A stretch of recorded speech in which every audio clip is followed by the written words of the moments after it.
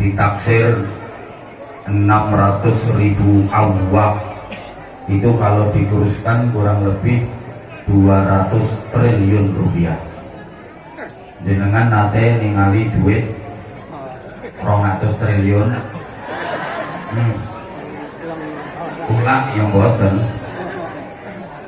duit 200 triliun itu misalnya dibelikan Dawet, beginikan banjir Dawet hitung tahun ora sah. Rasulullah prihatin dan sedih ditinggal wafat oleh dua orang hebat itu. Kok Rasulullah sedih? Ya, karena Rasulullah adalah juga manusia. Ya pernah gembira, ya pernah sedih, ya sehat, ya pernah sakit. Rasulullah ya nikah, Rasulullah ya kerja, maka Rasulullah ya sedih. Manusia kok, kan manusia itu bahasa Arabnya ada 4, masing-masing konotasinya berbeda. Pertama disebut al-insan, bareng al-insan, itu artinya manusia dengan segala totalitas kemanusiaannya, umum disebut insan. Kedua al-bashar, bareng al-bashar, manusia dari segi kurikulum desainnya, manusia dari bentuk fisiknya. Basyarun artinya kulit luar. Ketiga disebut an-nas, bareng manusia dari segi karakteristiknya, akhlaknya, kelakuannya. Yang keempat disebut Bani Adam, bareng manusia dari segi genetiknya, keturunannya, bahwa manusia berasal dari Nabi Adam. Kullukum min Adam wa Adamu min turab. Kalian semua berasal dari Adam dan Adam berasal dari tanah. Makanya kalau ada ibu-ibu pegirikan yang hobinya belanja, mungkin dia terbuat dari tanah pasar. Kalau ada orang pegirikan yang suka berantem, sukanya tukaran, gegeran, padu, mungkin dia berasal dari tanah sengketa yang sertifikatnya belum beres. Kalau ada ibu-ibu pegirikan yang susah tersenyum, nyaprut, bertutut, merengut, mungkin dia berasal dari tanah kuburan. Rasulullah sedih itu oleh Allah gak disuruh jalan-jalan ke tempat wisata, gak disuruh ke pantai, gak disuruh ke gunung, enggak, tapi di Isra Mi'rajkan sowan menghadap Gusti Allah. Ini artinya kita kalau ada masalah, kalau ada problem, semuanya serahkan kepada Allah, pasrahkan kepada Allah. Karena apapun kalau diserahkan kepada Allah pasti beres. Apapun masalah kita, kalau kita serahkan kepada Allah pasti dapat jalan keluar yang terbaik. Siapapun kita, kalau berserah kepada Allah, mengandalkan Allah, bersandar kepada Allah, pasti kuat. Bersandar kepada selain Allah, suatu saat pasti akan terjatuh. Karena selain Allah bisa hilang, selain Allah akan binasa. Tapi Allah selalu ada dan Allah maha segalanya. Maka ketika kita bersandar kepada Allah, kita akan kuat dan hidup selamanya. Allahumma sholli ala Muhammad. Contoh sederhana, nyonge lungguh nang kursi iki bisa kuat, nyaman, enak nemen. kursinya empuk. Selama masih ada kursi sandarannya nyong, lurus ya?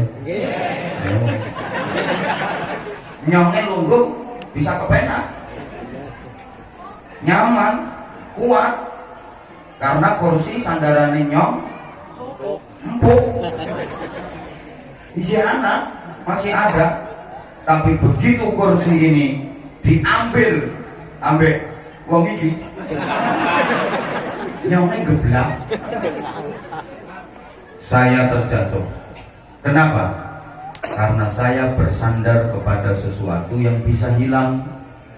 Selama sandarannya masih ada, saya kuat, duduk nyaman. Tapi begitu sandaran hilang, saya jatuh terjerembab. Bahasa Inggrisnya the geblak. Tapi kalau saya bersandar kepada Allah, kuat selamanya, nyaman selamanya, karena Allah selalu ada, Allah nggak pernah hilang. Betul? Ada orang bersandar kepada harta, mengandalkan duit, membanggakan kekayaan. Ya, selama duitnya masih banyak, selama harta kekayaannya masih ada, dia bisa bergaya. Mungkin dia bisa menyombongkan diri, dia bisa berlagak, karena sandarannya yang berupa duit, harta kekayaan masih ada. Tapi begitu duitnya habis, harta kekayaannya habis, pasti dia akan terjatuh geblak. Maka jangan pernah mengandalkan harta, jangan pernah menyombongkan duit kekayaan, karena berapapun duit, berapapun harta kekayaan bisa hilang. Iya yang seksuge bisa gaya, bisa suge, begitu kekayaannya habis,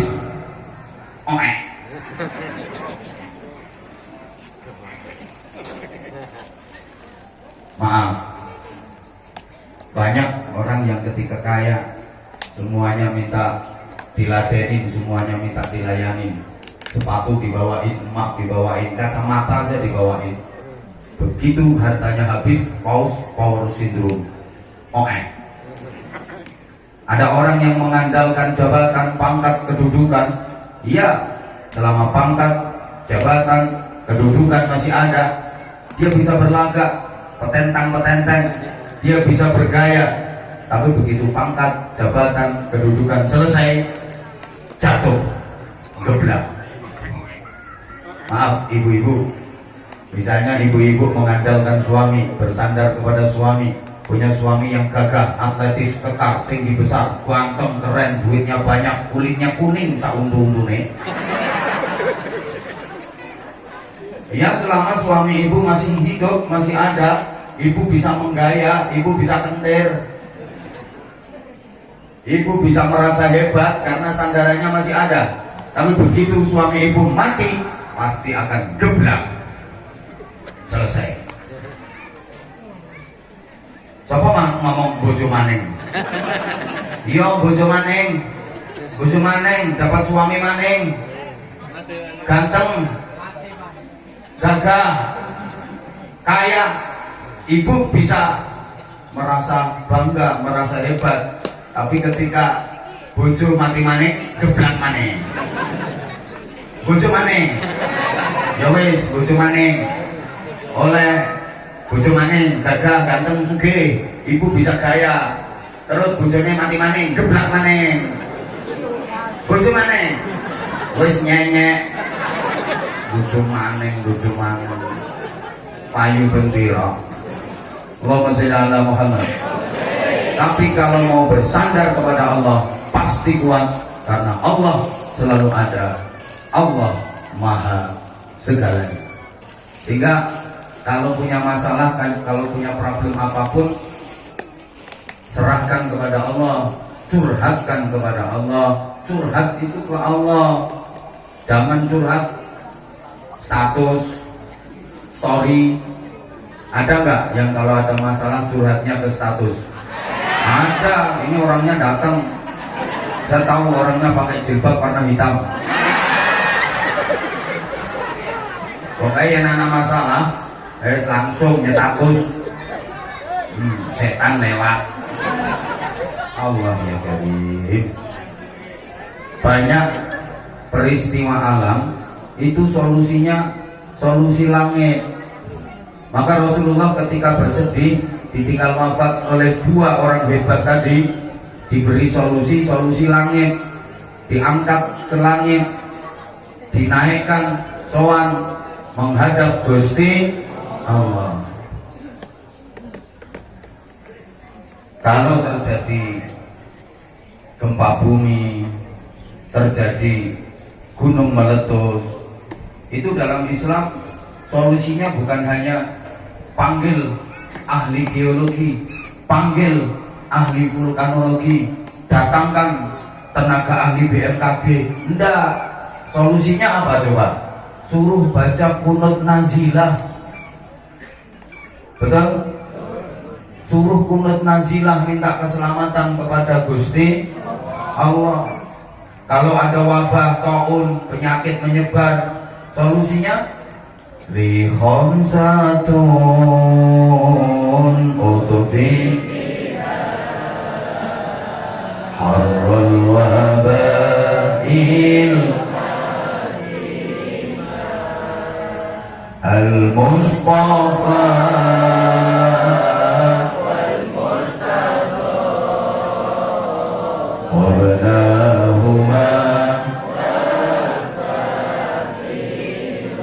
Alhamdulillah hafal kabeh. Coba kalau ada gerhana rembulan, gerhana matahari, itu solusinya bukan kok datangkan teleskop Hubble, adakan penelitian tentang astrofisika dan astronomi. Enggak, tapi suruh sholat. Namanya sholat gerhana, sholat kusuf gerhana matahari, sholat khusuf kalau gerhana rembulan. Lama nggak ada hujan, terjadi kekeringan, kemarau panjang, itu solusinya sholat minta hujan. Namanya sholat istikharah,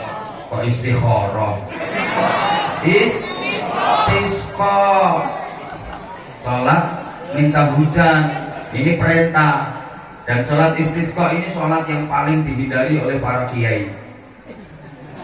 Kalau disuruh jadi imam sholat istisqa nggak berani. Ya kalau hujan, kalau nggak hujan ya kotoran mandi. Makanya hujan nggak hujan, diberi hujan nggak dikasih hujan, sholat istisqa tetap dikerjakan kalau ada kekeringan, karena itu perintah. Allahumma sholli ala Muhammad. Jadi banyak peristiwa alam solusinya solusi langit.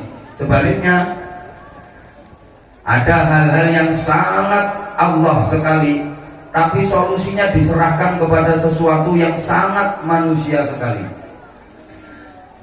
Urusan dengan Allah, tapi penyelesaiannya dengan sesama manusia. Contoh, puasa itu kan urusan kita dengan Allah, betul? Ya Allah, nggak semangat. Puasa itu kan urusan kita sama Allah, betul? Sampai pahalanya saja rahasia, privasi. Nabi nggak tahu pahala puasa, malaikat juga nggak tahu pahala puasa, saking rahasianya. Karena puasa itu urusan kita sama Allah. Tapi sekarang misalnya ada orang pegirikan, udah tua, sepuh nemen, nggak kuat puasa. Nah itu solusinya bukan disuruh istighosah, tapi disuruh bayar fidyah. Fidyah berarti beras dibagi-bagi, dimasak, dimakan manusia. Coba kita pikir, puasa itu urusan kita sama Allah. Harusnya kalau ada yang kurang-kurang, tebusannya kan kepada Allah, betul? Tapi ternyata kalau ada orang yang udur nggak kuat puasa, sepuh temen, itu solusinya bukan disuruh istighosah, bukan disuruh putar tasbih, tapi disuruh bayar fidyah. Fidyah berarti bagi-bagi beras. Orang paham juga. Misalnya lagi ada orang pergi ibadah haji, mendahulukan hajinya daripada umrohnya. Kalau mendahulukan hajinya daripada umrohnya disebut haji Allah. Ifrat. Kalau mendahulukan umrohnya daripada hajinya disebut haji tamattu. Ini kalau warga kudirkan haji yang banyak tamattu. Tangi mangan turu. Misalnya ada orang pergi haji, dia mendahulukan umroh daripada hajinya. Ini haji urusan sama Allah. Tapi kalau ada masalah seperti itu, bukan disuruh tahlilan, tapi solusinya bayar dam. Dam itu berarti nyembelih kambing. Kambing dagingnya dibagi-bagi ke manusia. Malah dalam 1 tahun ada 4 hari yang kesolehan kita tidak dinilai dari sajadah, tidak dinilai dari tasbih, tidak dinilai dari kalimat-kalimat thayyibah, tapi dinilai dari sosial kita. Namanya ibadah kurban, nyembelih kambing, nyembelih sapi. 4 hari itu adalah tanggal 10, 11, 12, 13 Dzulhijjah. Allahumma sholli ala Muhammad. Jadi artinya Islam itu integral. Islam itu menjaga keseimbangan antara langit dengan bumi, urusan langit dengan urusan bumi, dunia dengan akhirat. Makanya kita diajari doa, Rabbana atina fid dunya hasanah wa fil akhirati hasanah. Ya baik di dunia, ya baik di akhirat. Ini keseimbangan. Ibadah juga begitu. Ada ibadah yang hubungannya langsung vertikal kepada Allah, ibadah ritual, ibadah mahdhah, hablum minallah. Ada ibadah yang jalurnya horizontal, ibadah sosial, ibadah muamalah, hablum minan nas. Ini dua-duanya harus berjalan selaras, nggak boleh ditinggal salah satu.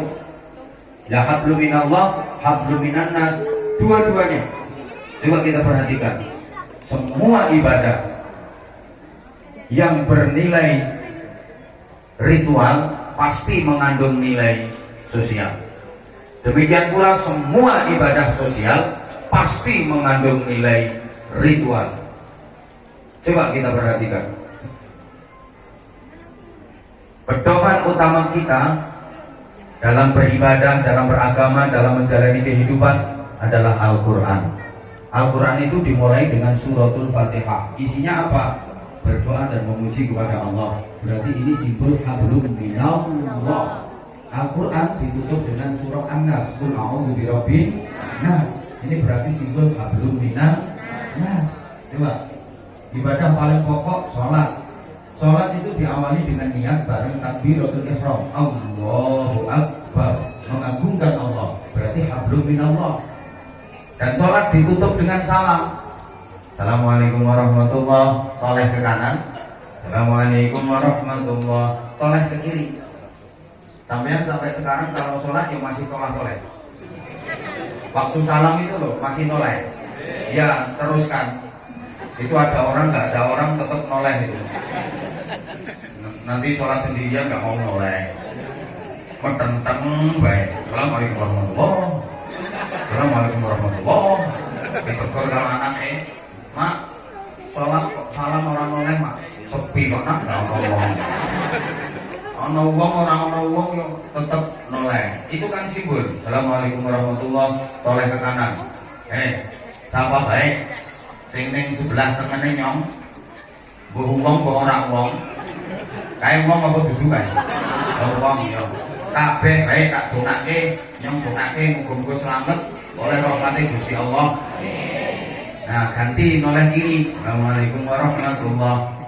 Siapapun yang ada di sebelah kiri saya, manusia apa bukan manusia?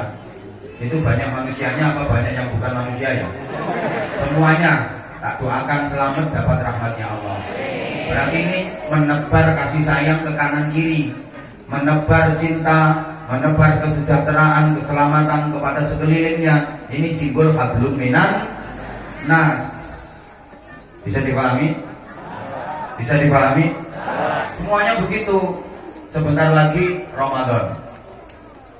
Ramadan begitu malam pertama udah disambut dengan mengerjakan sholat tarawih. Ini sholat tarawih paling penuh sepanjang bulan Ramadan tiap tahun adalah malam pertama. Betul?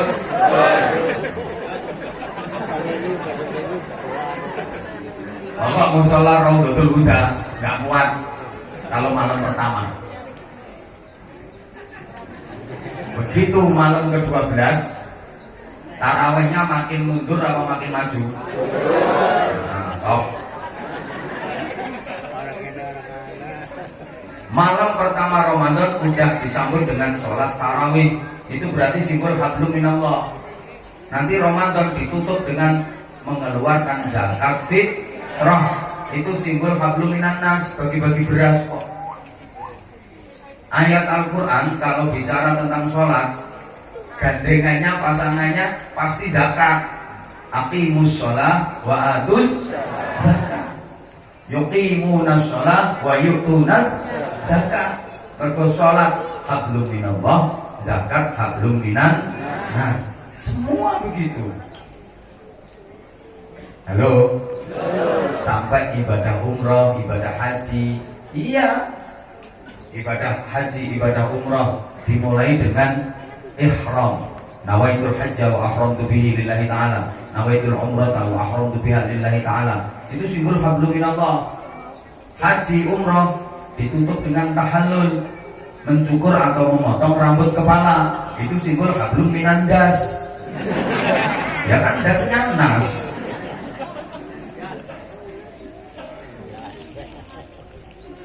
Sehingga kita ya harus berdoa, ya harus berusaha, ikhtiar. Jangan doa saja, nggak mau kerja, nggak mau usaha, nggak mau ikhtiar. Kalau kelasnya kita, jangan hanya kerja, usaha, tapi nggak mau berdoa. Muka-muka paham. Kalau wilayahnya wilayah ikhtiar, ya harus ikhtiar. Kalau wilayahnya wilayah action, ya harus action. Jangan hanya mengandalkan komat kamit. Ada bapak-bapak pengen punya anak, ya istrinya gak tahu diapa-apa nih, difatihai tiap malam. Bojone wis turu rumah dibablas sampai begagal, gak diapa-apa nih, diketing Al-Fatihah. Wah, kalau boleh sebul gitu temen. Besok malam ya ngono.